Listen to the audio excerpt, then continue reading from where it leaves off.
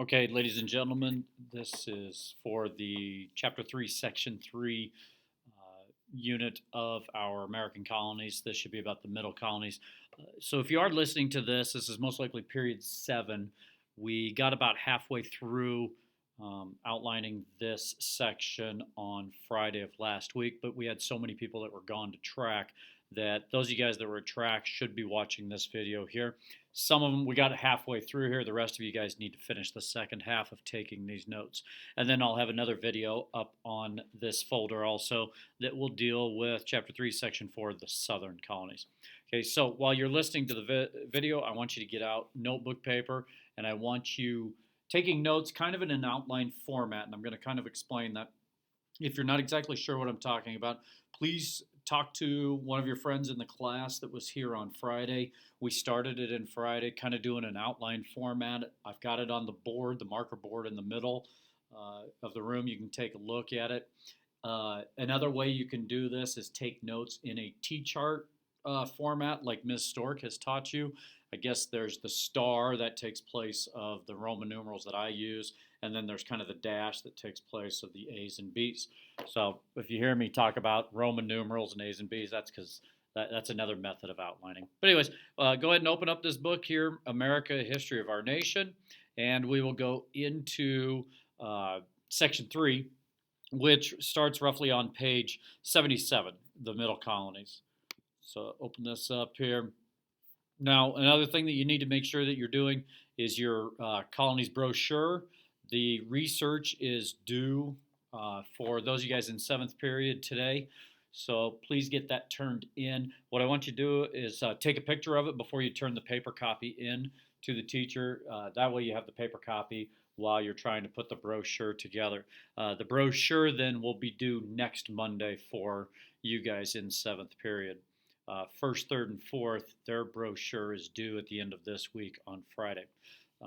Remember, the brochure can either be done on paper or it can be done on the iPad. I think the iPad's probably just fine. You can just kind of do a Google Slides of that there. Just make it colorful, make it neat, have a lot of images on there of your colony. And remember, one of the key things, find that hook for the opening page. All right, so here we are in the Middle Colonies. I'm going to make this all about the Middle Colonies. And I'm just going to go through kind of what I had for notes. So what I kind of talk about right now, this is probably the order that you should have your notes written. I'm not going to just read this section. I'm actually just going to talk about it in a notes format. So first thing I wrote down was geography of the Middle Colonies. That would be my Roman numeral number. I think in class I said Roman numeral number 2 because Roman numeral number 1 is usually the introduction right here. So Roman numeral number 2 would be geography of the Middle Colonies. And then under that heading on my notes, I just wrote down the 4 colonies, New York, Pennsylvania, New Jersey, and Delaware. The next thing I wrote down was the Hudson River and the Delaware River, so I'm trying to just find some geographic terms that were in this reading, and you'll find those two in here. I also wrote down that part of the land, it was called lowlands. So as you get closer to the Atlantic coast in these colonies, the land is getting lower and lower. It's not very hilly, it's flattening out. Also then, down in this paragraph here, it talks about fertile soil. So we know it's going to be different than New England in that you're going to have a lot more farming going on in these middle colonies because of the soil. The warm climate allows for a longer growing season also. I wrote that down.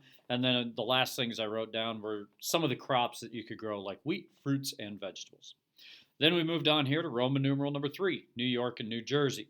This one here starts out kind of the introduction of this here with these 3 paragraphs. Kind of, it might seem a little weird or difficult, but the area that we know of as New York first began as a Dutch colony, and then I put it was also known as New Netherlands at that time. It prospered with farmers in the Hudson River Valley. At this time, the Dutch that lived there in what was known as New Netherlands, they traded with other colonists from Massachusetts, Connecticut, Rhode Island.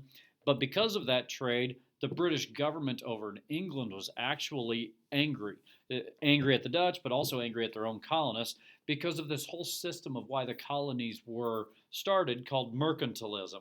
And that was where the English colonists over here in the colonies were supposed to send all of their products to England, and then England would develop them into other kinds of goods and trade them throughout the world. But what's happening here is these English colonists in Massachusetts, Connecticut, other places, they're bypassing the English 3,000 miles away and just directly trading with the Dutch. Well, who's getting rich? The Dutch and the English colonists, not the king or the government of England. And that's angering the king. So, another thing that it talks about here is that actually the Dutch in their New Netherlands, they're actually a minority in their own colony. There's a lot more other nationalities like the Swedish, the French, the Portuguese, even English Puritans that are in this new colony, and they're really not that happy with the Dutch. They're hostile to the Dutch. Another thing that leads to conflict with the English and the Dutch is that the English and the Dutch are kind of at conflict or at war with each other over in Europe. So, how does New Netherland get into the hands of New York? Well, in 1664, Charles II's king tells his brother James, the Duke of York, hey, you can have all Dutch lands in the Americas if you conquer them. So I just kind of wrote that down in note style. James sends ships. There's no battles. The Dutch just leave. Then James, who is the Duke of New York, will name this territory New York. Pretty creative, I know. And then New Amsterdam was kind of the city that the Dutch started. He just renames that New York City. Pretty exciting, I know.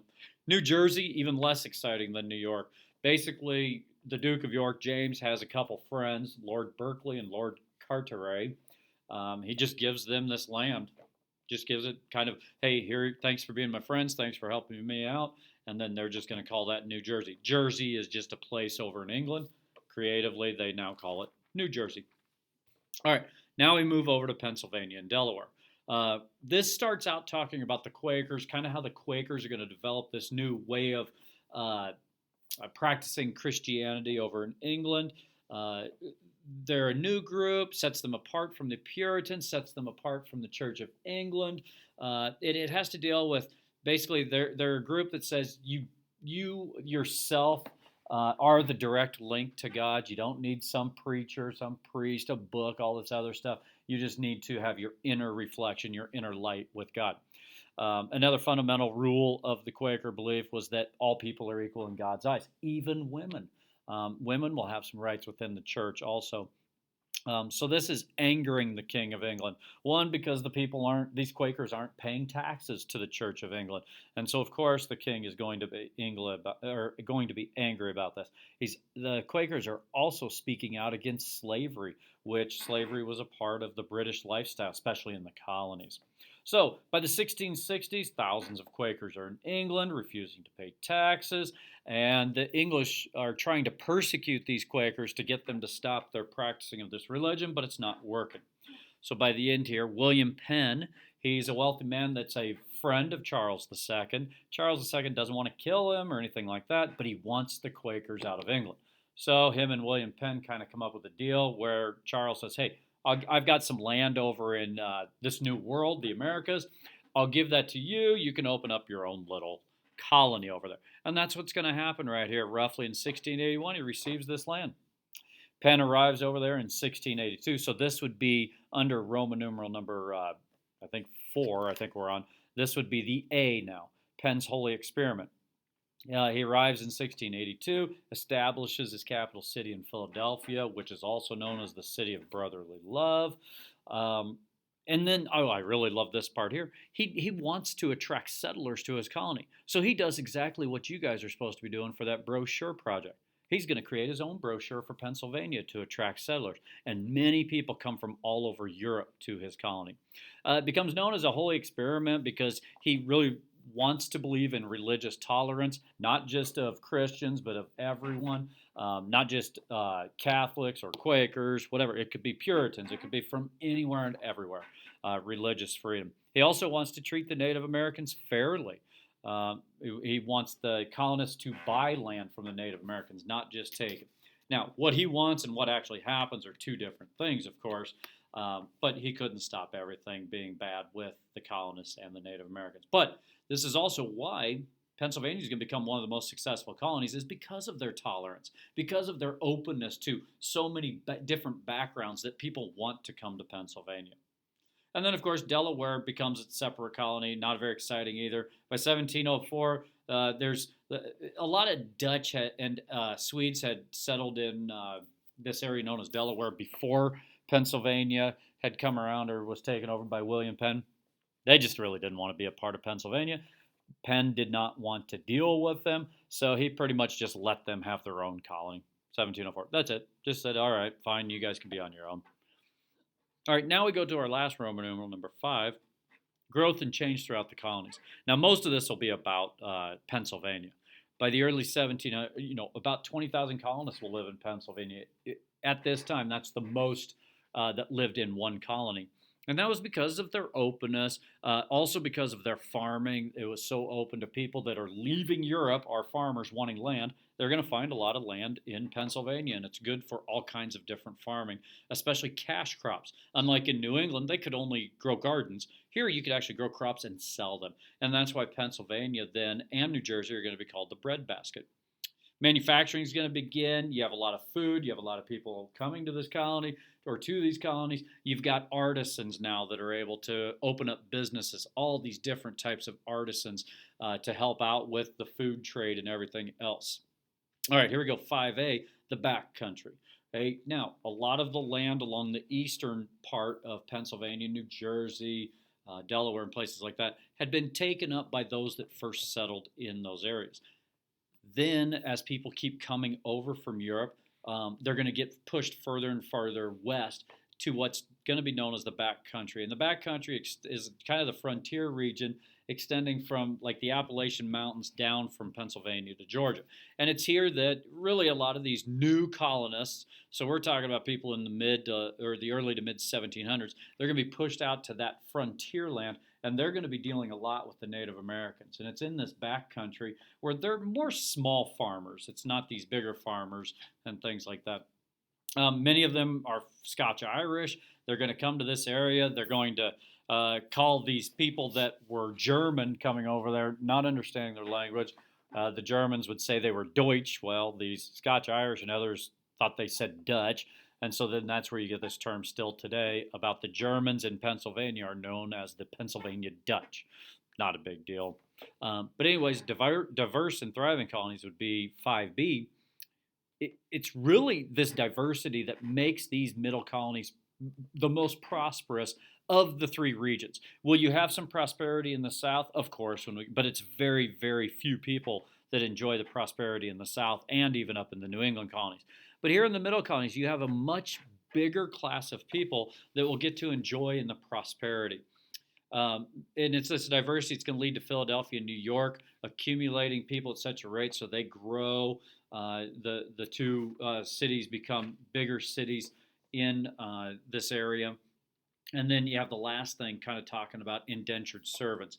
As people leave England, they don't have the money, of course, to pay for their trip across the Atlantic Ocean. So somebody over here in America, in one of the colonies, they'll pay for certain people to come over from England. Once those people come over to England, they pretty much have to work for this person in Pennsylvania or New Jersey, whatever, for a set amount of time, usually 4 to 10 years, so average 7 years. And then they would be allowed to go free, and then they were supposed to be given land. And it's where a lot of these indentured servants, after they've served out their contract, they'll actually move to this backcountry area. And that was one way of populating it. Now, that system will last for about a good 60, 70 years until people over in England realize it's kind of a scam. Sometimes the people over here that had bought their labor were not allowing them to go free, kind of not giving them land and things like that. So pretty soon the system does kind of end in the late 1600s, early 1700s, and then it pretty much just becomes slavery for any of the areas like that. All right, that's section 3. Hopefully you wrote down a lot of those things that I just talked about right there. Like I had told the classes before that were here, you can certainly use these notes for the test. Now, the test portion of this will most likely be on the final when we take the final. So I'm okay if you use your notes for that part of the test. Okay? If you have any questions, please feel free to ask someone in the class or email me. Have a great day, everybody. Thank you.